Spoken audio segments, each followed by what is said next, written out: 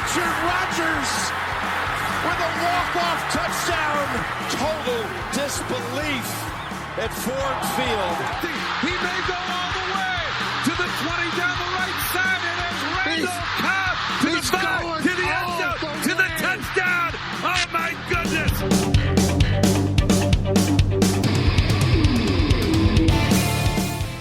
Hey everybody, welcome to the Green and Golden Boys podcast, the Packers podcast for fans who want to know why we didn't draft a wide receiver in the first round. Charles, we watched the first round of the NFL draft unfold last night, and per your prediction, the Green Bay Packers did select a cornerback, which is love it. I love the pick. I love the position. I think that's obviously a glaring need for us. Everybody is just blue in the face about how the Packers are one piece away from the Super Bowl, and it's like, and that piece was probably a cornerback, not a wide receiver. You know what I mean? You stole my take. Oh, did I? I'm sorry. Yeah, if Kevin King has a really good game, then the Packers are in the Super Bowl last year, and people aren't groaning about not having enough weapons for Aaron Rodgers. But let's talk a little bit about this pick. So the Packers take Eric Stokes, a cornerback from Georgia, who by all accounts was a really strong prospect. Was he a first-round prospect? I'm not really sure. I mean, I think almost every single grade and mock draft I looked at had him going mid to late second round. Obviously, the Packers are pretty good at identifying talent. You know, we brought back some of the best players in the NFL in the offseason, all players that the Packers drafted, Aaron Jones, David Bakhtiari, and Kenny Clark.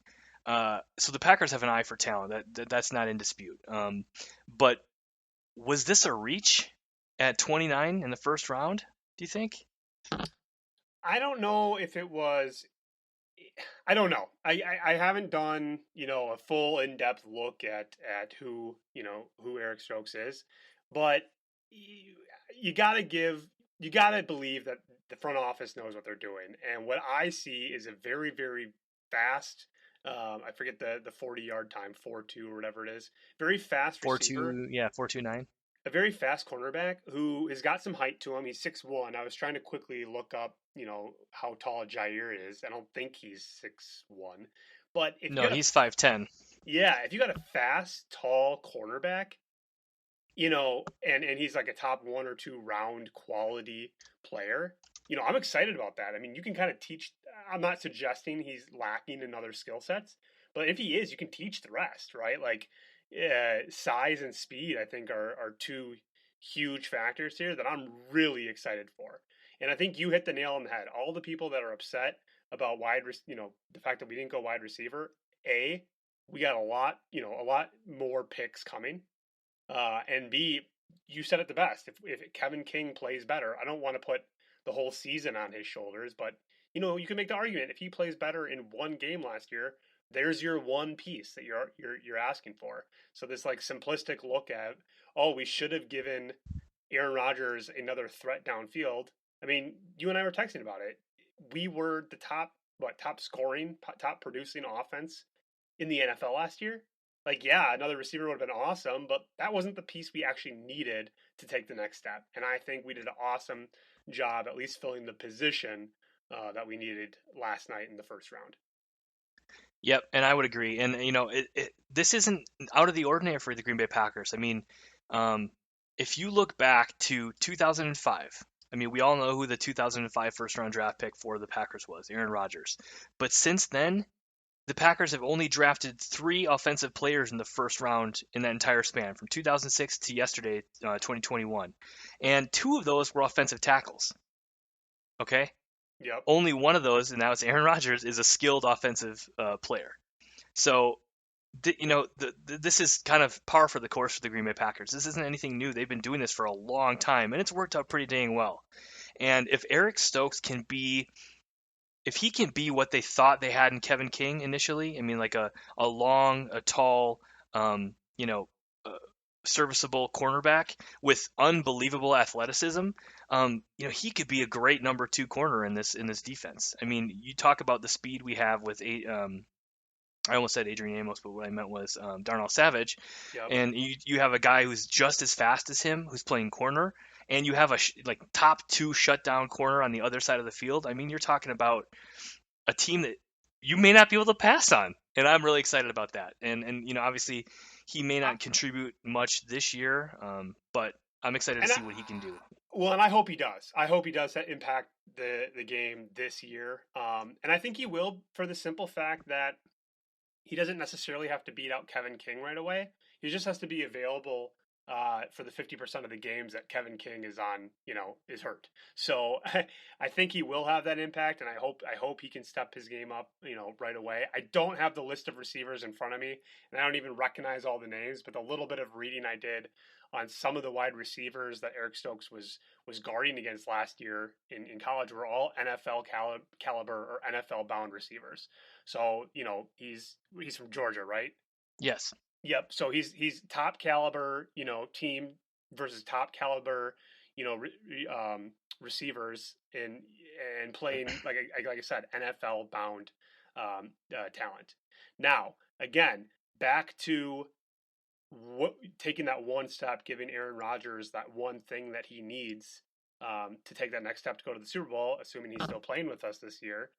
The next two positions that I think we should attack for the rest of the draft. I mean, I'm being a little bit, little over the top here, but offensive line and wide receiver. Wide receiver, because of what we talked about, we do need more depth, and as of right now, we don't have a receiver signed for the 2022 season, so we need young talent there. But if you rewatch the highlights, which I know it's like really depressing to do, because I watched them yesterday for the NFC Championship loss. Aaron got sacked time and time again. Obviously, Bakhtiari was not in, but that piece A, cornerback, like we talked about last week, we fulfilled that in the first night of the draft. Now let's get some reinforcements on the O line and give Aaron a couple more seconds against some of these elite defenses that we're going to be facing this year to give Aaron Rodgers some time to go back to Devontae, go back to whoever we're drafting here this tonight and tomorrow. I think I give it an A plus. I've read articles that give the Packers A's. I've read articles that give the Packers F minuses, if that even exists. It's all over the board, but I think from my perspective, from a position standpoint, I couldn't be happier with the way last night went. Yeah, I mean, and then I predicted O-line in the first round. I still would like to see that in rounds 2 or 3, because if you look at the Super Bowl, you look at what happened to the Chiefs in that game. You can have Patrick Mahomes and then some of the best tight ends and wide receivers in the NFL, but if your quarterback doesn't have time to throw the dang ball, then none of it does you any good. You know what I mean? And we saw it last year too in the NFC Championship game. I mean, against us, and then you saw it again. To your point, in the Super Bowl. Yeah, I mean, it's a huge factor because defenses still kind of win championships, right? They need, whoever we meet in the playoffs is going to have that caliber of D line again.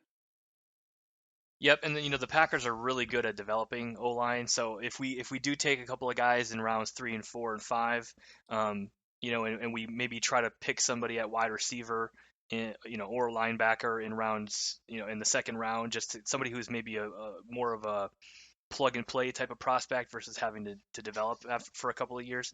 I wouldn't hate to see that either. I mean, we obviously playmakers would be nice to have, and if Aaron Rodgers is going to be our quarterback going forward, he's probably going to want to see some of that too. Let's talk about that now. I was going to say, go ahead.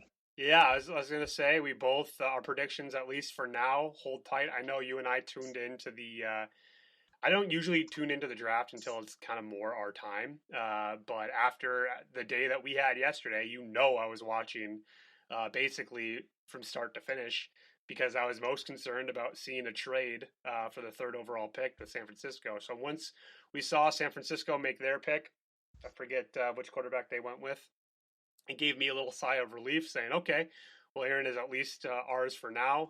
I took another sigh of relief when I saw Denver at pick 9. Made their selection, and those were the two big names that I think were the trade rumors yesterday. So obviously Aaron Rodgers is still a quarterback of the Green Bay Packers. We still have him under contract for the next 3 years. It still sounds like, though, based on the reports we heard yesterday, Aaron doesn't want to come back trade or no trade. So I guess now that we've had some more time to sit and think about it, what do you think about the whole situation? And B, do you think we've seen the last of Aaron in Lambeau? Oh man, I mean, I sure hope not. I think we both. I think everybody wants Aaron Rodgers to be their quarterback. I mean, he's the reigning MVP. He had an unbelievable year last year, and I think he's flourishing in Matt LaFleur's offense. And I think the best is yet to come.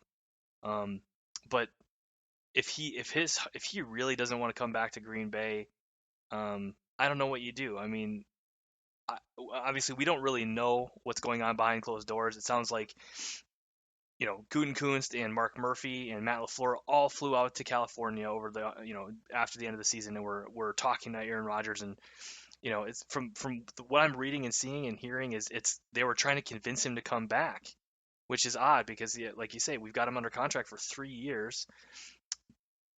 And obviously, if we negotiate his contract to get a little bit more leverage, or I should say cap space in free agency, I thought we were all expecting that to happen. But I don't know. I mean, maybe he wants more money. He wants more guaranteed money. He wants I a don't think guarantee it's from the front office. I don't know. I don't think it's the money so much. I think it's the commitment long term. Everything that I'm seeing is the Packers are trying to restructure him to move money around so we can be more of a threat potentially this year and next year. But Aaron's, I can see his point. I don't know if I take his side, but he's looking for more of a commitment. It sounds like long term. Essentially, I think what Aaron is asking the front office to do is make the Jordan Love pick irrelevant. I think not only does he want to restructure his current 3-year contract, which is essentially a year-to-year contract in the eyes of the Packers because he gets very cheap to unload after this year. That's why the Packers front office is actually in a great position. If Aaron doesn't come back, he would owe Green Bay like $30 million in bonuses or something like that. So, I mean, from a like pen and paper perspective, the front office is in a great position. But from a human perspective, they got a very upset, very talented reigning MVP quarterback making a lot of threats. And I think that would all be resolved if the Packers kind of go back on their draft pick of last year and commit to him for 3, 4, 5 years and make it harder for them to cut ties with him at the end of the season.